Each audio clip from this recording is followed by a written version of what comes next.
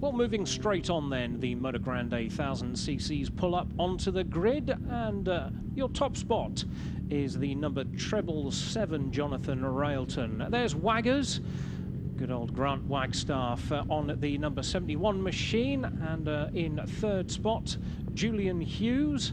Fourth spot is the number 94 of Chaz Beale. Well, these guys are going to be going all eyes to the lights. Fraser there raises the red flag and points all their eyes towards it. The revs rise and away they go. Sunshine has come out briefly for the MotoGrande 1000s.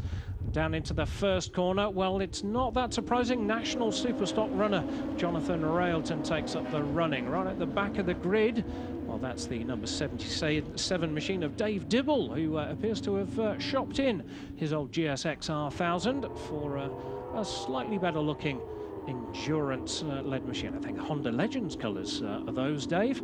Jonathan Railton in front, then it's Grant Wagstaff and the ZX-10R in second.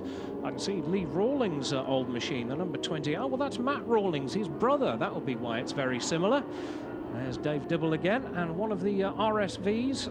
I think we've seen that somewhere before. That's the number 55 machine of Simon Wenlock, who's come out to play with the MotoGrande 1000s. Down the start-finish straight they go. Julian Hughes, I think, has just got the better of, I think that was Ralph Leturco. I'll have to check that, though. I'm not too sure if that is Julian Hughes. Well, there's Matt Rawlings again, just heading up the mid-pack. Looks like he's having a good run of things. And Andrew Nicholson also out there on the 146 machine, and of course he is our 2011 MotoGrande 600 champion. Decided to switch over into the 1000 class out there on a GSX-R 1000. Going to take him a year or so to get used to that machine. Well, that looks to me to be the number 12 machine, just heading up the start-finish straight, so up the centre straight goes Brett Price.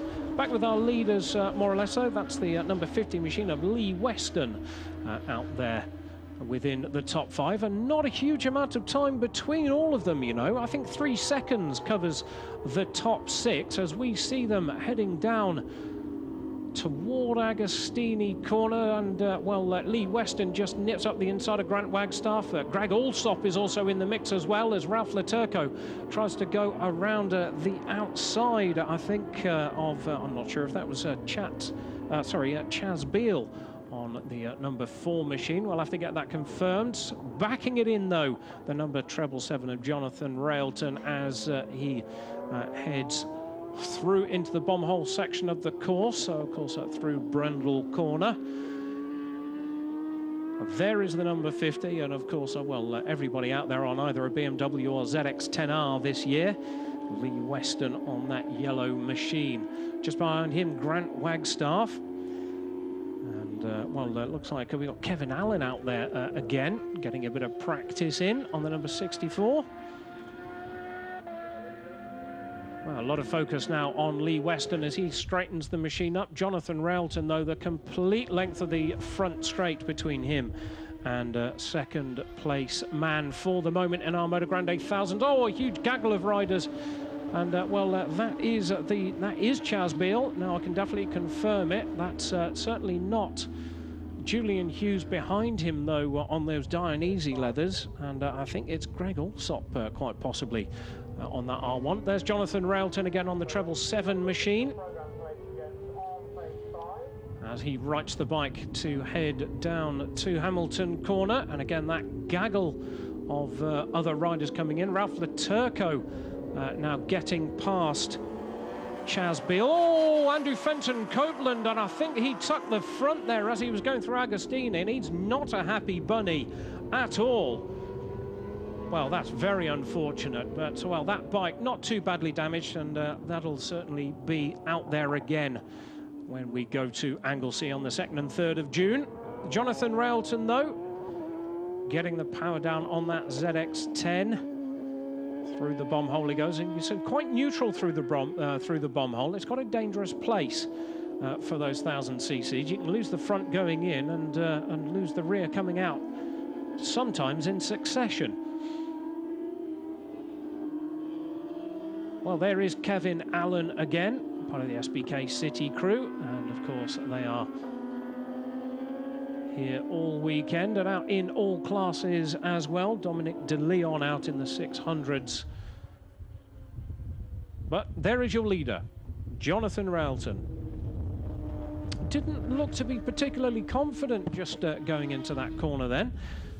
Last lap flag is out for our MotoGrande thousands, and well, it looks like Tony Rogers has come from the back of that group of the leading 5 and has decided to slot himself into what is second position. So a late break then for the ZX-10R as we see Jonathan Railton head up to Hamilton, and this time Ralph Laturco is right in the mix of it. He's alongside Tony Rogers into Agostini, runs slightly wide on the brakes, and well, it looks like Chaz Beale is going to capitalise on that one if anything does go wrong, but no, he holds his line, and Ralph Laturco takes second position away from Tony Rogers going into Hamilton corner. Jonathan Railton, though, round the bomb hole for the final time of asking.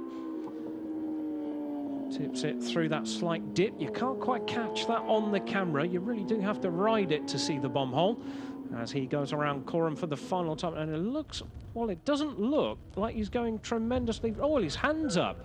I thought he was beginning to tour a little bit. Possibly a problem then with the number treble 7 machine. Has a look behind him, raises his hand. What's he going to do?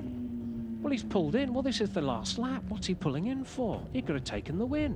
Well, this means then that he's going to gift the win, and does so to the number 46 of Ralph Laturco. Well, that's a brilliant win there by the number 46. He'll be absolutely chuffed a bit. Here we go then, race results. Ralph Laturco takes the win. Tony Rogers takes second, and Lee Weston takes our third place, with Chaz Beale in fourth. Standings after round 2 mean that Jonathan Railton is currently first, Lee Weston second, and Ralph Laturco takes third spot.